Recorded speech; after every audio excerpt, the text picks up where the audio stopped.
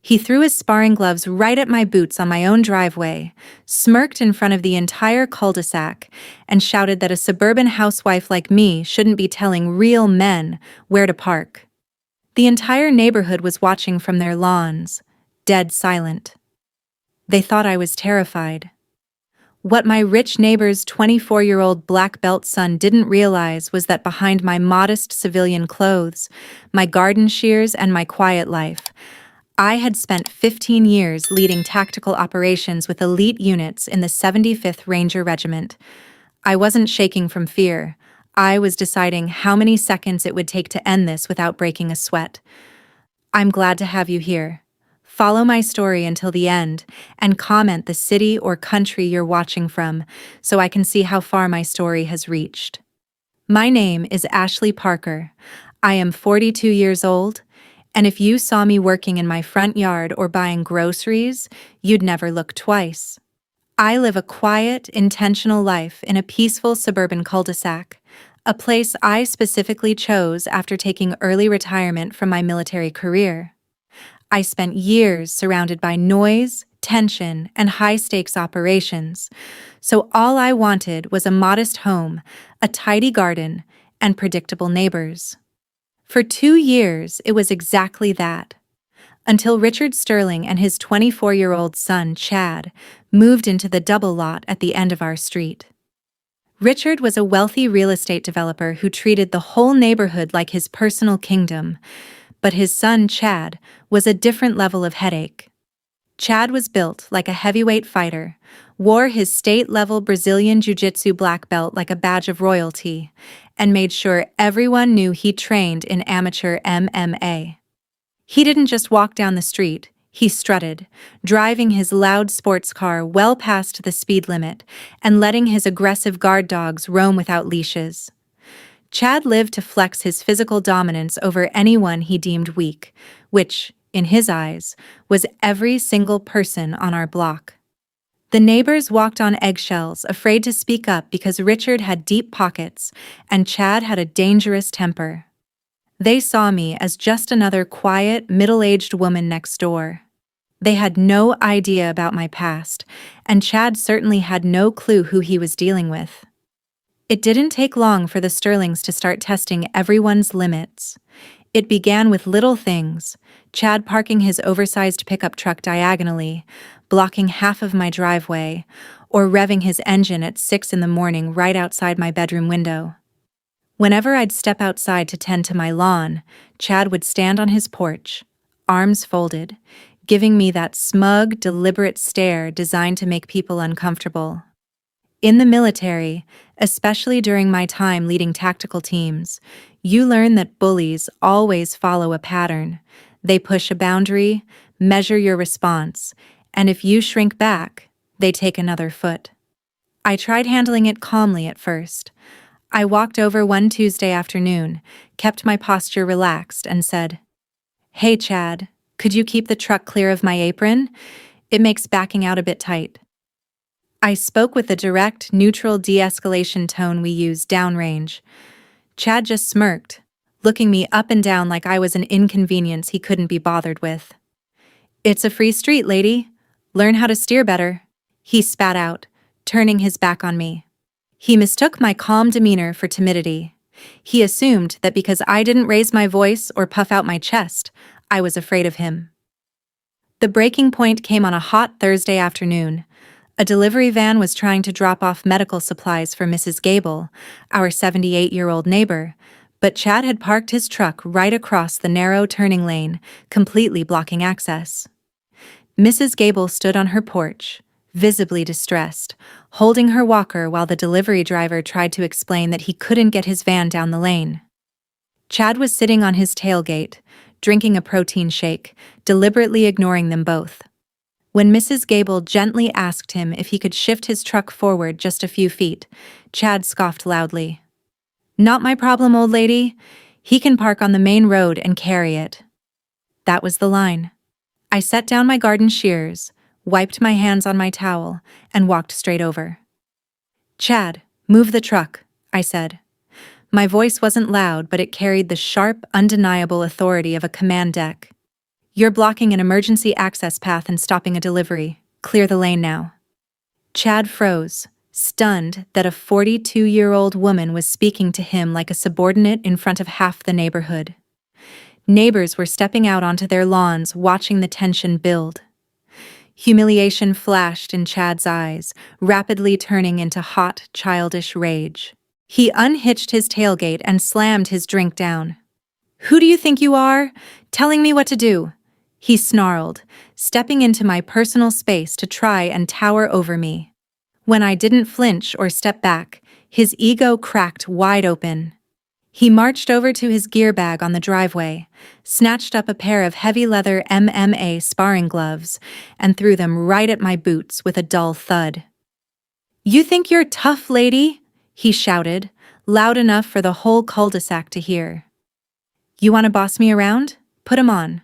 Let's go right here on the grass, or shut your mouth and walk back to your garden." The street went dead silent. Mrs. Gable gasped, and I could see several neighbors pulling out their phones, terrified of what this 220-pound fighter was about to do to a suburban woman. I didn't look at the gloves on the pavement. I looked at Chad. In my mind, my military training kicked in automatically, running a cold, systematic threat assessment. I analyzed his stance. His weight was planted too far on his lead leg, his chin was completely exposed, and his shoulders were tense with wild, unguided adrenaline. He was aggressive, but he was predictable. Telegraphed motion, zero real-world tactical awareness. He had spent years in controlled gyms with referees, mats, and rules. He had no idea what it meant to fight when lives were on the line. I spent 15 years leading tactical operations in the 75th Ranger Regiment, managing extreme high-pressure environments where split-second decisions meant the difference between life and death. I'd mastered hand-to-hand close-quarters combat techniques designed to neutralize hostile threats instantly, silently, and without unnecessary drama. I looked Chad dead in the eyes, keeping my hands at my waist in a relaxed, open-palm defense position. "Chad," I said, my voice dropping an octave into a low, steady calm. "This is your final warning. Take your gloves, get in your truck, and move it. You really don't want to do this." Instead of listening, Chad scoffed, raised his fists, and took an aggressive, bouncing step forward. "Too late, lady. You're getting put down." Chad charged, leaning heavily into a classic double-leg takedown, fully expecting my panic to make his job easy. But in real-world tactical engagements, anger makes you predictable, and momentum is something you use against your opponent. I didn't back up. The moment he closed the distance, I stepped laterally off his attack line, letting his own forward weight carry him off balance. Before he could process that he'd missed, my left hand secured his wrist while my right palm planted firmly against the back of his neck, guiding his momentum downward into the grass. He tried to spin and scramble using his jiu-jitsu training, but military joint control doesn't leave room for sport wrestling counters. I secured his arm in a tight, non-lethal Kimura-style lock, pinning his wrist behind his back while placing my knee lightly but firmly against his shoulder blade. The entire exchange took less than 3 seconds. No wild strikes, no dramatic cinematic punches, just pure, textbook joint control. Chad slammed his free hand against the dirt, groaning as the pressure on his shoulder locked him completely in place. He thrashed, trying to push up, but every small shift only tightened the leverage holding him down. The 220-pound fighter was utterly immobilized by a woman half his size who hadn't even lost her breath. I bent down slightly, my voice right next to his ear, cold and absolutely steady. "In my world, Chad, we don't fight for trophies or crowd cheers. We control the threat. Now, I am going to release your arm and you are going to get up, walk to your truck, and clear this driveway. If you make another aggressive move toward me or anyone on this street, this ends very differently. Do you understand me?" Okay, I get it," he gasped out, his chest heaving against the turf, the arrogance entirely drained from his face. I released the joint lock smoothly and stepped back into a neutral stance, unruffled and completely composed, as Chad scrambled off the grass, utterly humbled in front of the entire neighborhood. The entire street was completely frozen.